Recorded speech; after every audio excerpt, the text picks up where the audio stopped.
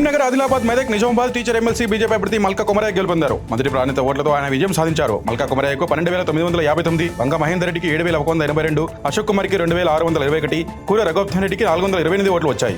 SLBC సొరంగంలో 8 మంది కార్మికులు చిక్కుకుపోయి 10 రోజులు అవుతున్నా వారి ఆచూకీ లభించలేదు. శరవేగంగా సహాయక చర్యలు కొనసాగుతున్నా సొరంగం లోపలి పరిస్థితులు అనుకూలించడం లేదు.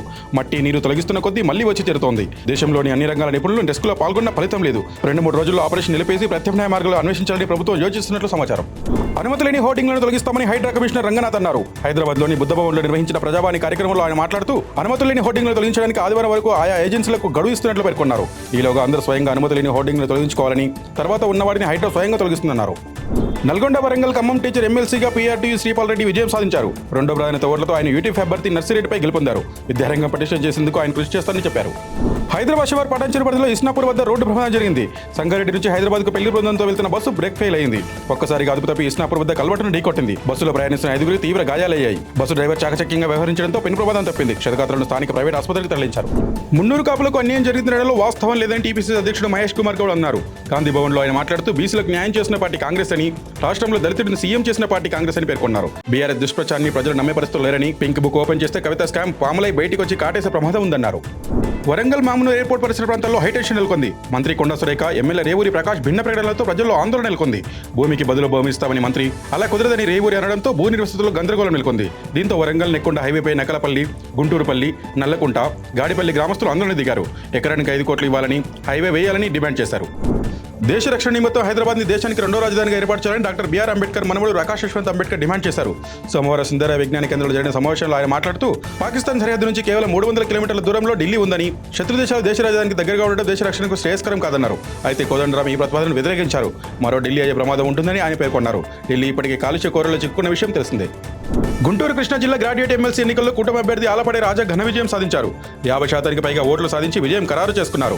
7 రౌండ్లు ముగిసేసరికి పీడీఎఫ్ అభ్యర్థి కేఎస్ లక్ష్మణ్పై రాజా 67,252 ఓట్ల మెజార్టీ సాధించారు. మొత్తం 2,41,873 ఓట్లలో 1,18,070 ఓట్లు రాబట్టారు. చెల్లని ఓట్లు 21,577గా ఉన్నాయి. పోసాని కృష్ణమురళికి నర్సరావుపేట కోర్టు 10 రోజుల రిమాండ్ విధించింది. దీంతో జేఎన్టీ జైలుకు తరలించారు. రాజాపేట జైల్లో రిమాండ్ ఖైదీగా ఉన్న ఆయన్ను పీటీ వారెంట్ మీద నర్సరావుపేట తీసుకొచ్చి కోర్టులో హాజరుపరిచారు. సీఎం, డిప్యూటీ సీఎంపై అనుచిత వ్యాఖ్యలు చేశారని టీడీపీ నాయకుడు కిరణ్ పేరియాతో నర్సరావుపేట 2 టౌన్ PS లో కేసు నమోదైంది. టీటీడీ చైర్మన్ పై అనుచిత వ్యాఖ్యలు చేస్తారని యాదమరి, పుత్తూరులో పోసానిపై మరో 2 కేసులు నమోదయ్యాయి. ఉత్తరాంధ్ర టీచర్ ఎమ్మెల్సీ ఎన్నికల్లో టీడీపీ ఓడిపోయిందని, కూటమి ప్రభుత్వాన్ని టీచర్లు వ్యతిరేకించినట్లు వైసీపీ ఫేక్ ప్రచారం చేస్తుందని మంత్రి అచ్చెన్నాయుడు మండిపడ్డారు. ఫేక్ మీడియాలో వైసీపీ ప్రచారం చేస్తుంటే ఏం చేయాలో అర్థం కావడం లేదన్నారు. రఘువర్మ, శ్రీనివాసులకు ప్రథమ, ద్వితీయ ఓటు వేయాలని సీఎం చంద్రబాబు చెప్పారని వివరించారు. ఈ ఎన్నికల్లో యూటీఎఫ్ ముసుగులో వైసీపీ తమ అభ్యర్థిని పోటీలో నిలబెట్టిందని ఆరోపించారు. సాయి సాధన చిట్ ఫండ్ బాధితులకు న్యాయం చేస్తామని సీఎం చంద్రబాబు తెలిపారు. సచివాలయం నుంచి ఇంటికి వెళ్తుండగా ఉండవల్లి నివాసం వద్దకు నర్సరావుపేటకు చెందిన 600 మంది చిట్ ఫండ్ బాధితులు వచ్చారు. కష్టపడి సంపాదించుకున్న దాచుకున్న ధనాన్ని యాజమాన్యం మోసం చేయడంతో పోగొట్టుకున్నామని ఆవేదన వ్యక్తం చేశారు. వారితో మాట్లాడి ధైర్యం చెప్పారు. తప్పు చేసిన వారిపై చర్య తీసుకొని న్యాయం చేస్తామని ట్వీట్ చేశారు. ఎమ్మెల్యే కోటలో ఎమ్మెల్సీ అభ్యర్థిగా డిప్యూటీ సీఎం పవన్ కళ్యాణ్ సోదరుడు నటుడు నాగబాబుని ఎంపిక చేసినట్లు తెలుస్తోంది. రాష్ట్రంలో మొత్తం 5 ఎమ్మెల్సీ స్థానాలు ఖాళీగా ఉంటే వాటిలో ఒకటి జనసేన తరపున నాగబాబు ఖరారైనట్లు సమాచారం. కాగా ఎమ్మెల్సీగా ఎన్నికైన తర్వాత నాగబాబుని క్యాబినెట్లోకి తీసుకుంటారని వార్తలు వస్తున్నాయి. గతంలో చంద్రబాబు కూడా ఆయన మంత్రిమండలిలోకి తీసుకుంటామని ప్రకటించారు. నిరుద్యోగులు ఎన్నో నెలలుగా ఎదురుచూస్తున్న మెగా డిఎస్పై మంత్రి లోకేష్ గుడ్ న్యూస్ చెప్పారు. ఈ నెలలోనే 16,347 టీచర్ పోస్టులకు నోటిఫికేషన్ విడుదల చేస్తామని ప్రకటించారు. టీడీపీ ఎమ్మెల్యేలు, ఎమ్మెల్సీలతో సమావేశంలో ఆయన ఈ వ్యాఖ్యలు చేశారు. స్కూల్ ఎక్కువ దూరంలో ఉన్న విద్యార్థులకు రవాణా భత్యం కల్పిస్తామని తెలిపారు. త్వరలో పాఠశాలల వార్షికోత్సవాలు నిర్వహిస్తామన్నారు. హైవేలపై బైకర్లు చేసి చిన్నతప్పులే భారీ ప్రమాదాలకు దారితీస్తుంటాయి. మహారాష్ట్రలోని లాతూర్ హైవేపై బైక్ను తప్పించే ప్రయత్నంలో బస్సు బోల్తా పడింది. ఈ ప్రమాదంలో దాదాపు 20 మంది ప్రయాణికులు గాయపడగా దీనికి సంబంధించిన వీడియో వైరల్ అవుతుంది. అమెరికా అధ్యక్షుడు డొనాల్డ్ ట్రంప్ కీలక నిర్ణయం తీసుకున్నారు. ఉక్రెయిన్కి సైనిక సహాయాన్ని నిలిపివేశారు. రష్యాతో శాంతి విషయంలో ఉక్రెయిన్ అధ్యక్షుడు జెలెన్స్కీ సహకరించడం లేదని ట్రంప్ ఆరోపించారు. ఆ దేశానికి ఇచ్చే సాయాన్ని ఆయన సమీక్షిస్తున్నారని శ్వేతసౌధం పేర్కొంది. అధ్యక్షుడి దృష్టి అంతా శాంతి స్థాపన మీదే ఉంది. రష్యా ఉక్రెయిన్ సమస్య పరిష్కారం కోసం ఆయన కృషి చేస్తున్నారని తెలిపింది.